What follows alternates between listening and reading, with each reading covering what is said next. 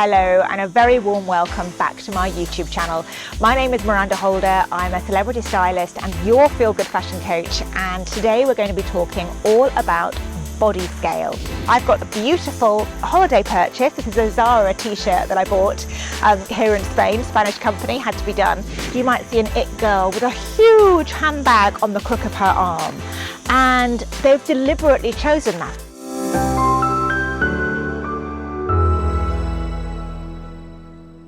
Now, the eagle-eyed amongst you may have noticed I am not in my usual studio. I'm actually recording this on holiday in Spain. I bought my equipment. I thought, why not? I'll carry on. I know you're enjoying this series, and this is the final part in the body shape basics that just, I hope, gives everyone a really good grounding and understanding of the aspects that a stylist considers when they are dressing you for a shape. It's not just, oh, you're a pear, I'm going to do that, or you're an hourglass, I'm going to do that. Every pair is different from every other pair. No body is ever the same. So we've covered the rules, we've covered how to measure. I've done an Apple special. I did vertical scale last week, and that's super important, I feel, because it's quite often the missing piece of the puzzle. And if everyone, if you're following all the guidelines and something's just not working, quite often it is the vertical scale that is missing and needs to be considered. But I also wanted to talk about body scale in general, because it's part of the foundations of the whole styling process and what we need to move forward.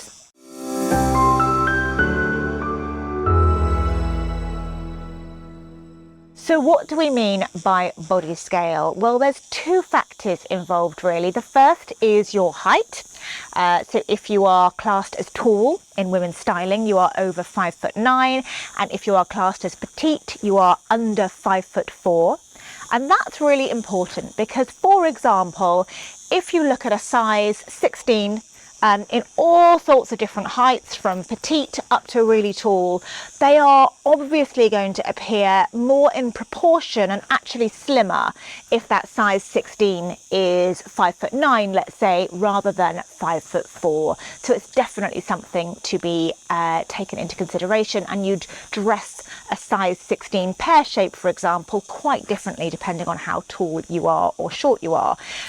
Generally speaking, a petite you want to elongate, so something like colour blocking would be really great, or wearing a monochrome outfit, taking a leaf out of lovely Kate Middleton, the Duchess of Cambridge's books, style books. She's great at that. So wearing one colour from head to toe, often including the shoes, can be very elongating for your frame and make you look taller, but you don't want to be swamped either. So it's important for petite to always have well-fitting clothes that really show their figure and their frame off, and always try and show a bit of wrist and ankle, just so we can see some shape under there and you don't get lost.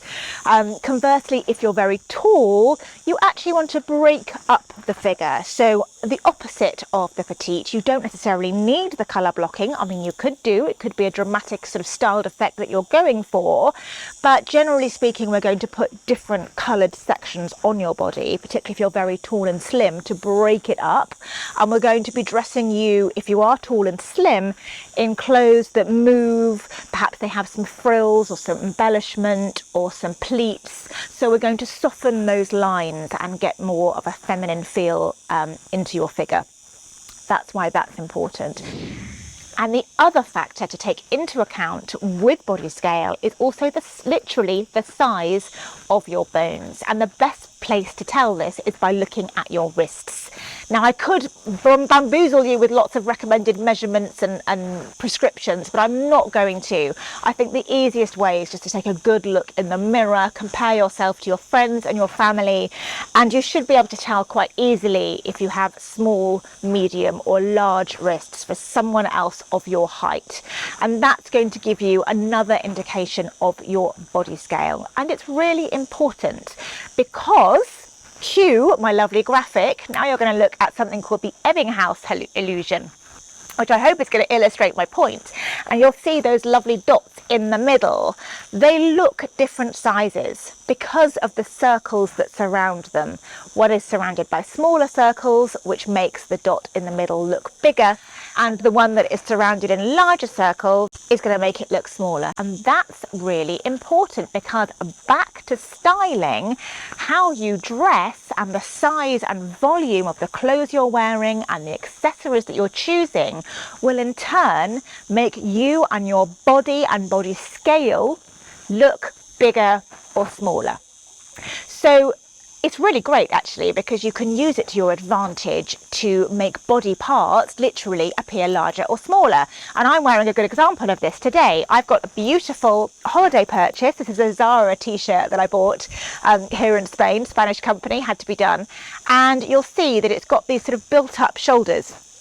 No shoulder pads in this one, but they do come out further and they do add a bit of structure and volume to my shoulder area.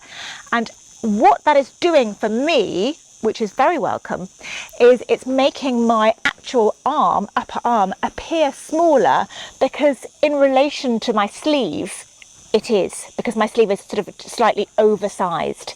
So once you start to understand this, it's great. You can really start to have some fun. For example, with an apple shape, you want to define your waist and make it look smaller. I know you're probably thinking, oh my goodness, how am I going to do that? But actually, a great way of doing it is to add some volume or interest on the top half, some volume or interest on the bottom half, and define the middle. There are loads of other tricks too. That's a whole other video. I'm going to do much more on that, because I know it's a very popular topic, but it's just an example. And then we can use this within our accessories.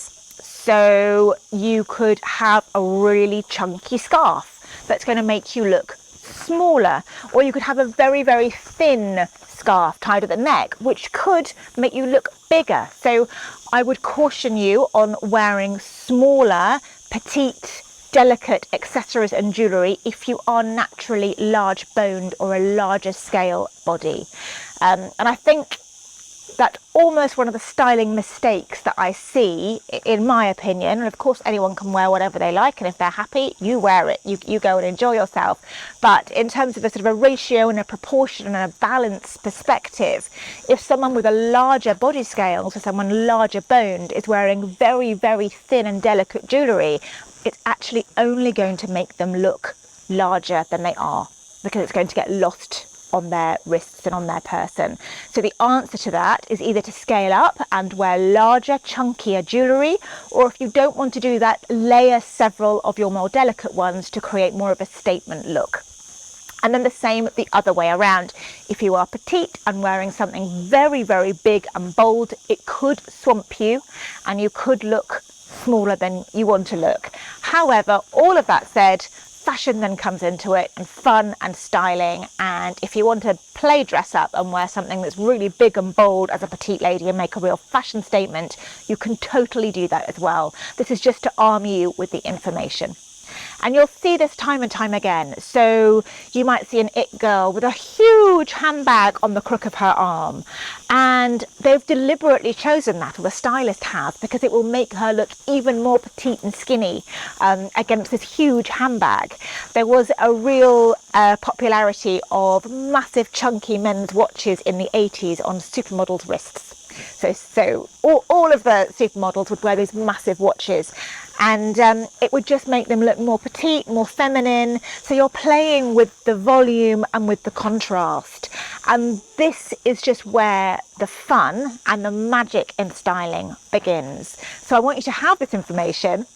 Have a think about what your body scale is. So remember, you've got the height aspect, you do have size to a degree, but the main thing is to look at your wrist size and compare and work out which one you are, and then have a look at what you're doing and perhaps try something new. If you're sort of technically going against the grain and you are large body scale but you're wearing very delicate accessories, maybe try playing it up and trying some bold accessories or layering them up, and see if you like the effect. Styling is all about having fun, finding the fun in fashion, having a good old play, and treating yourself, because you deserve it. And I hope that together we are going to go on this journey, and I'm going to give you so many ideas and loads of inspiration so you can really start to do this and make the best of what you were given and feel the best you can about yourself, because it works. I have been there.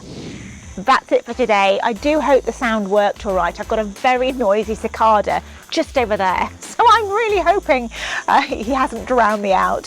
Thank you as always for all your wonderful comments, all your love, all your likes. I really enjoyed reading them. I love replying to each one of them, so please do keep them coming, and I will see you next time.